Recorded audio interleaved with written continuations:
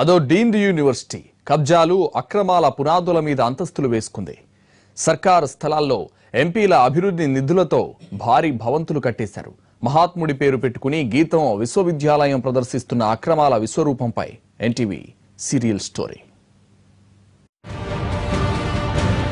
విశాఖ కేంద్రంగా గీతం యూనివర్సిటీ నిర్మించిన ప్రైవేటు సామ్రాజ్యంలో అరాచకాలు తవ్విన కొద్దీ ఒక్కొక్కటిగా బయటకొస్తున్నాయి. ప్రభుత్వ భూముల్ని కబ్జా చేసి వందల ఎకరాల్లో ఈ విద్యా సంస్థను విస్తరించారు ఆరోపణలు బలంగా వినిపిస్తున్నాయి. కారు చౌకగా సర్కార్ కేటాయించిన స్థలాలకు సమానంగా గీతం నొక్కేసిన భూములు ఉన్నాయంటున్నాయి ప్రజా సంఘాలు. ఈ సంస్థ చైర్మన్ ప్రస్తుత ఎమ్మెల్సీ ఎంవీవీఎస్ మూర్తి పలుకుబడికి భయపడి అధికారులు అటువైపు కన్నెత్తి కూడా చూడటం లేదు. అయితే మాజీ ఐఏఎస్ అధికారి ఈఏఎస్ శర్మ ఆధారాలతో సహా పోరాడుతున్నారు.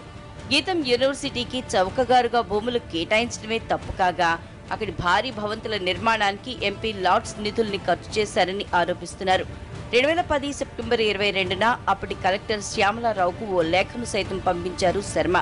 టీడీపీలో సీనియర్ నాయకుడైన ఎంవీవీఎస్ మూర్తి 1999 నుంచి 2004 వరకు విశాఖ పార్లమెంటు సభ్యుడిగా ఉన్నారు. దేశంలోని పలువురు ఎంపీలతో ఉన్న పరిచయాలతో నియోజకవర్గాల అభివృద్ధి కోసం కేటాయించిన నిధులను గీతం భవంతుల నిర్మాణానికి దారి మళ్లించారనేది ఈఏఎస్ శర్మ ఆరోపణ. ఈ లెక్కన గీతం యూనివర్సిటీ ప్రభుత్వ సంస్థగా ఉండాలి. యూనివర్సిటీ పేరుతో అడ్డగోలు విద్యా వ్యాపారం చేస్తుంటే అధికార యంత్రాంగం ఏం చేస్తోందనేది ఈ మాజీ ఐఏఎస్ సూటి ప్రశ్న. అక్కడ బిల్డింగులు కట్టినప్పుడు ఈ members of parliament MP LADS డబ్బులు ఉంటాయి. అంటే ప్రతి పార్లమెంటేరియన్కి కూడా కొన్ని కోట్ల రూపాయలు వాళ్ళు ప్రజాహితమైనటువంటి కార్యక్రమాల మీద ఖర్చు చేయడానికి గవర్నమెంట్ ఇచ్చారు. ఆ నిధులు కూడా దీని మీద యూజ్ చేశారు. నేను సమాచార హక్కు చట్టం దీని మీద సమాచారం తెచ్చుకున్నాను. సో ఒక విధంగా అంటే భూమి ఇచ్చినప్పుడు దాంట్లో కొంత కన్సెషను, అలాగే ఎంపీ నిధులు అంటే అవన్నీ ప్రజాధనం, అది కూడా ఈ గీతం యూనివర్సిటీ స్పెండ్ చేశారు. కానీ మరి అవన్నీ చేసినప్పుడు అది ఉండాలి, నిజంగా గవర్నమెంట్ మెజారిటీ షేర్గా ఉండాలి. ఎందుకంటే దీని తాలూకు మార్కెట్ వాల్యూ, భూముల తాలూకు మార్కెట్ వాల్యూ చాలా ఉంది. అయినా కూడా ప్రైవేట్ యూనివర్సిటీ అన్నారు. ప్రైవేట్ యూనివర్సిటీ అని పేదవాళ్ళకి ఫీజులో కన్సెషన్ పెద్ద ఏమీ ఇవ్వలేదు. గీతంలో విద్యా ప్రమాణాల మాట ఎలా ఉన్నా ఫీజుల మోత మాత్రం మోగిపోయింది. ఇంజనీరింగ్, మెడిసిన్, పీజీ కోర్సు ఏదైనా ఈ సంస్థ యాజమాన్యం నిర్ణయించేదే రేటు. వాస్తవానికి ప్రభుత్వ ఆస్తులు నిధులతో నిర్మాణం జరిగే ఈ సంస్థలో రూల్ ఆఫ్ రిజర్వేషన్స్ అమలు చేయాలి.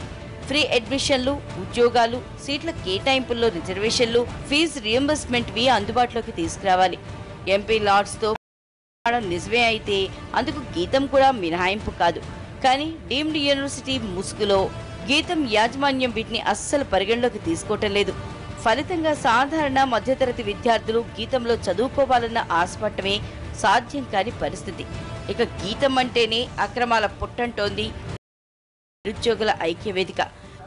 ఏదైతే కాలేజెస్కు పర్మిషన్ తీసుకున్నారో ప్రభుత్వ భూముల్ని తన భూములుగా చూపించి తప్పుడు అఫిడవిట్ల ద్వారా మెడికల్ కాలేజ్ కానీ, అదేవిధంగా గీతం అనుబంధ సంస్థలకు అనుబంధంగా ఉన్నటువంటి కాలేజీలు, వివిధ కాలేజీలకు సంబంధించినటువంటి దరఖాస్తులు అనేవి ప్రభుత్వాన్ని మోసం చేసి, యూజీసీని మోసం చేసి ఈరోజు గీతం యూనివర్సిటీకి సంబంధించి మెడికల్ కాలేజీ కానీ అనేక కాలేజీల యొక్క పర్మిషన్ అనేది తీసుకురావడం జరుగుతుంది. గీతం యూనివర్సిటీకి మరో 36 ఎకరాల్ని దారాదత్తం చేసేందుకు ప్రభుత్వం అత్యుత్సాహం ప్రదర్శిస్తోంది. ఇలాంటి సమయంలో డీమ్డ్ యూనివర్సిటీ పైరవీలపై సాగర్ తీరంలో జరుగుతోంది. ఇది విపక్షాలకు కూడా ఆయుధంగా మారుతోంది.